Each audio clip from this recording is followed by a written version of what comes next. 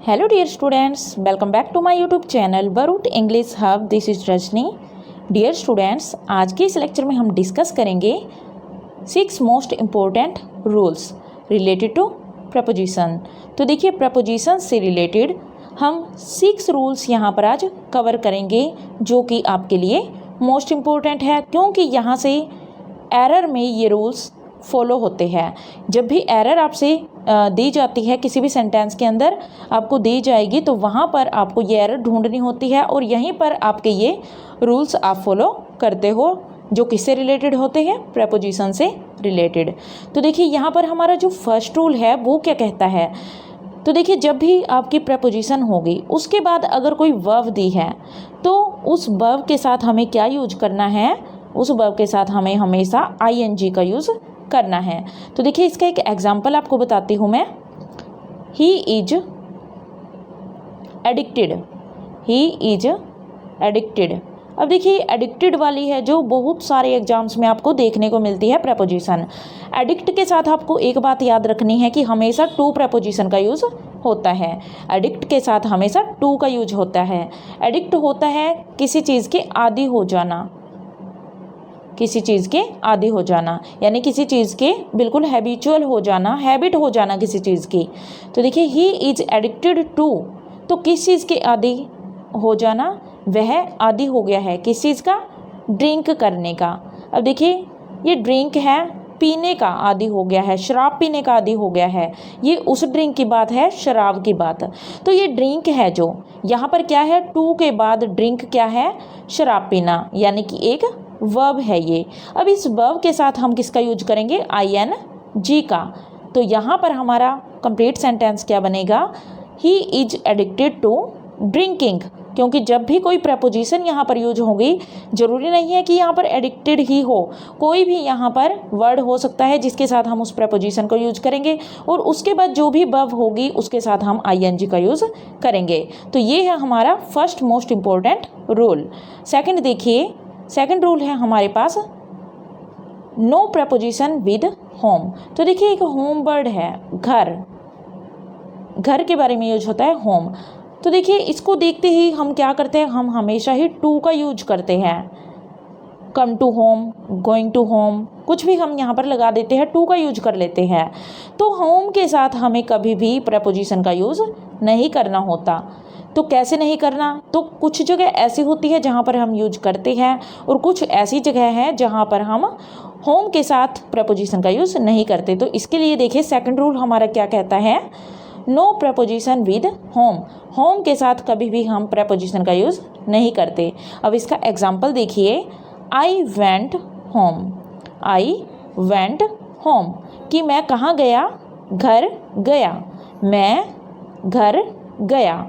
तो यहाँ पर मैं घर गया में होम यूज हुआ है।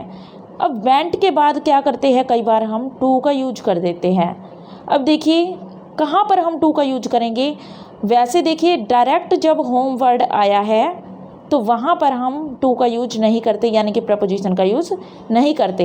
पर हम कहाँ यूज करेंगे टू का, यानी कि किसी प्रपोजिशन का यूज कब किया जाता है, जब हमारे पास कोई पॉजेसिव केस होता है। पॉजेसिव क्या होता है, जिस पर हम पोजेसन शो करते हैं। पोजेसन क्या होता है, पोजेसन होता है किसी पर हक जताना, किसी पर मालिकाना हक होना, उसको ही हम बोलते हैं पोजेसन। जैसे कि अगर मैं कहती हूँ कि ये मेरा घर है, दिस इज़ माई हाउस, तो इस घर के ऊपर किसका अधिकार होगा, किसका पोजेसन होगा, वो होगा हमारा खुद का, यानी कि हम खुद की बात करते हैं, ओन की बात करते हैं। तो यहाँ देखिए, माई हिज, यानी कि उसका घर, मेरा घर, तुम्हारा घर है, ये हमारा घर है, उनका घर है। तो देखिए, पॉजेसिव केस है जो, पॉजेसिव केस क्या होता है, my, his, her, your, our, their. तो ये हमारे होते हैं पॉजेसिव केस जिनमें हम अपना मालिकाना हक दिखाते हैं। तो जब ये हमारे किसी सेंटेंस में यूज होंगे और उनके बाद किसका यूज होगा, होम वर्ड का यूज होगा, तो इनसे पहले हम किसका यूज करते हैं, टू का। तो देखिए क्या रूल निकल कर आया, जहाँ पर पॉजेसिव केस होगा, यानी कि my, his, her, your, our, their, तो इनके बाद अगर होम दिया है और होम से पहले ये पजेसिव केस है। तो देखिए होम से पहले क्या है, हिज। हिज क्या है, एक पजेसिव केस। देखिए ये है हिज, यानी कि उसका घर है ये। तो किसका अधिकार है इस पर, इस घर पर अधिकार है उसका। तो इनसे पहले हम पजेसिव प्रोनाउन से पहले हम किसका यूज करते हैं, प्रेपोजिशन टू का यूज करते हैं। तो होम के साथ कब यूज होगा प्रेपोजिशन का, यानी कि टू का यूज कब होगा, जब क्या होगा, इसके साथ कोई पजेसिव वर्ड लगा होगा। तो ये रूल आपको याद रखना है। अब है हमारे पास फोर्थ रूल। अब फोर्थ रूल क्या कहता है, जब कोई प्रेपोजिशन होगी और उसके बाद क्या होगा हमारे पास एक ऑब्जेक्टिव केस। अब देखिए अभी हमने जो देखा था वो क्या था, हमारा पजेसिव केस। पजेशन में क्या होता है, जब हम क्या करते हैं, हम किसी चीज़ पर मालिकाना हक जताते हैं कि ये चीज़ हमारी है, तब हम पजेसिव केस बोलते हैं उसको।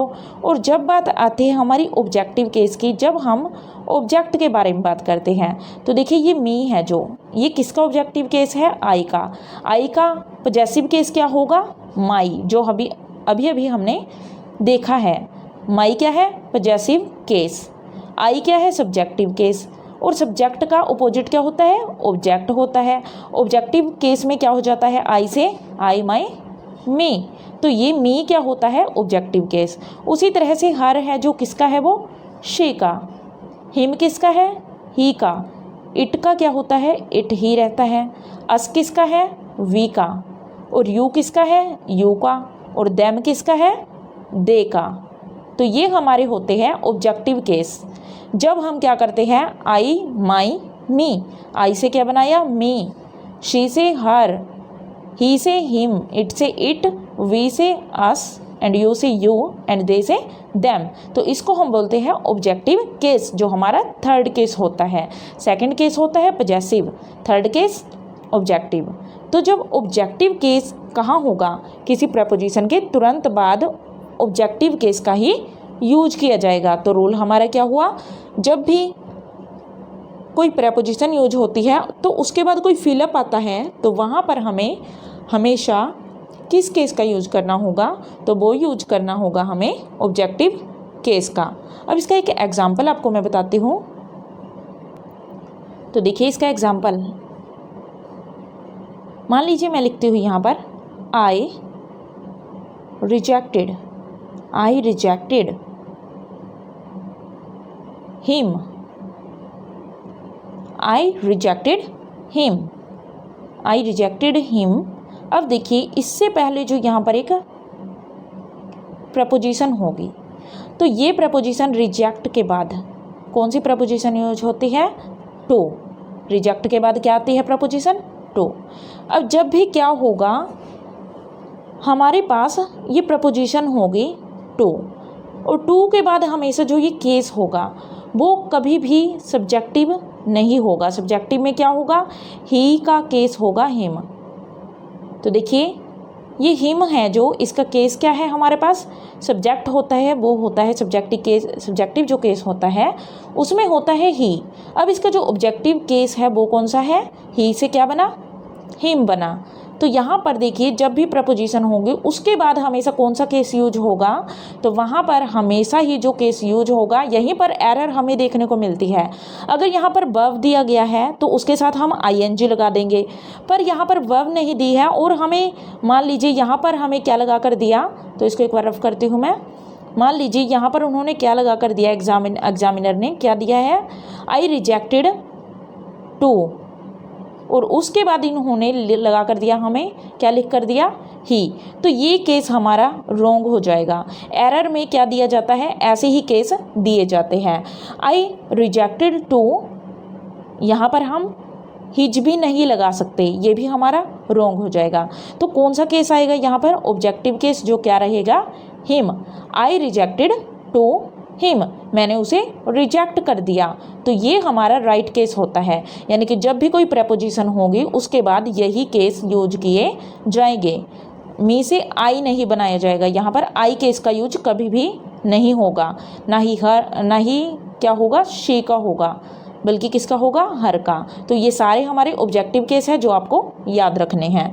फिफ्थ रूल हमारा क्या कहता है, जब हमारे पास ये वर्ड्स होते हैं, सजेस्ट, सजेस्ट क्या होता है, किसी को सुझाव देना, क्या होता है सजेस्ट, सुझाव देना।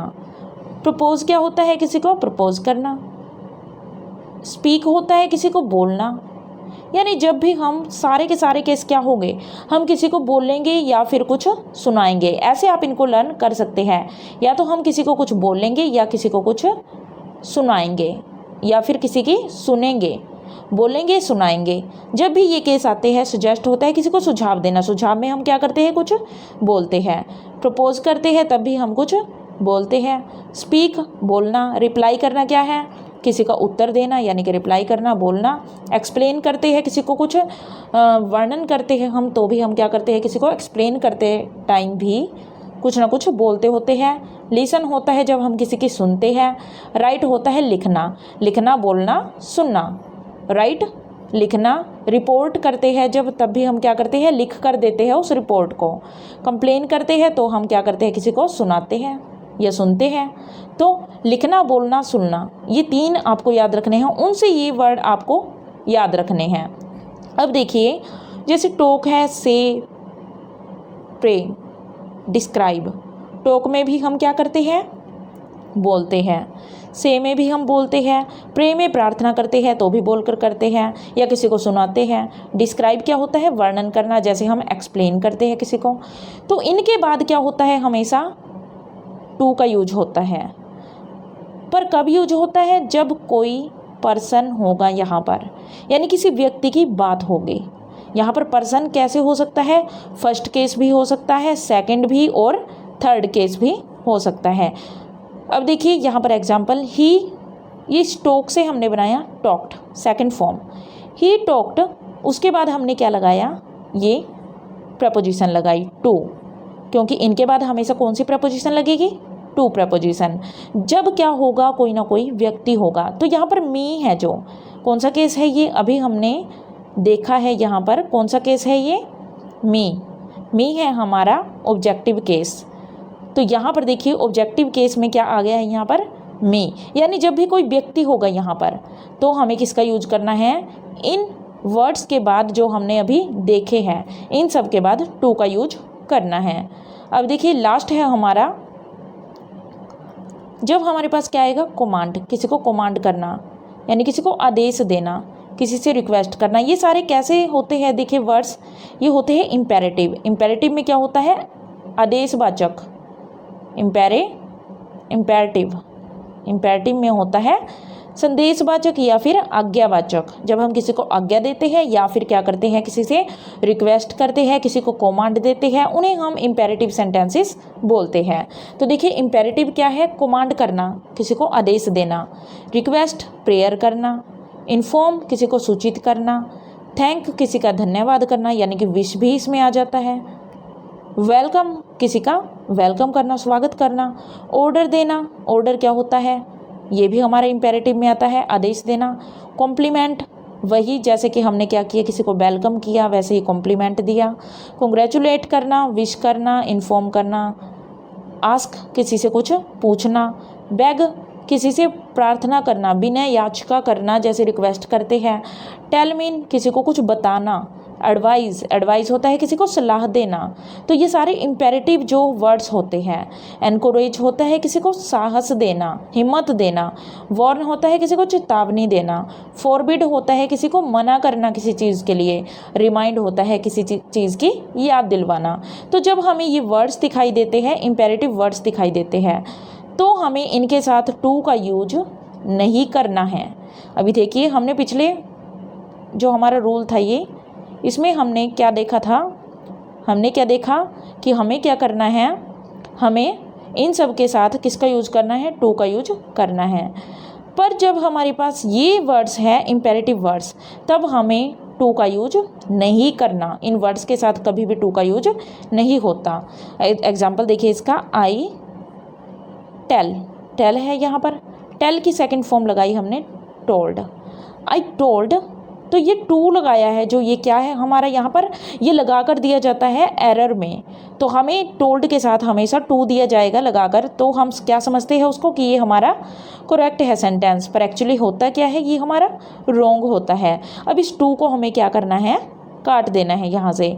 आई टोल्ड हिम, टू यहाँ से कट गया। आई टोल्ड हिम, मैंने उसे बताया, टू सीक्रेट द मिशन, कि हमें अपने मिशन को क्या रखना है, सीक्रेट रखना है। तो ये है हमारे 6 मोस्ट इम्पोर्टेंट रूल्स। यहाँ से हमें क्या देखने को मिलती है, एग्जाम में एरर देखने को मिलती है। तो आई होप आपको समझ आए होंगे। Thank you.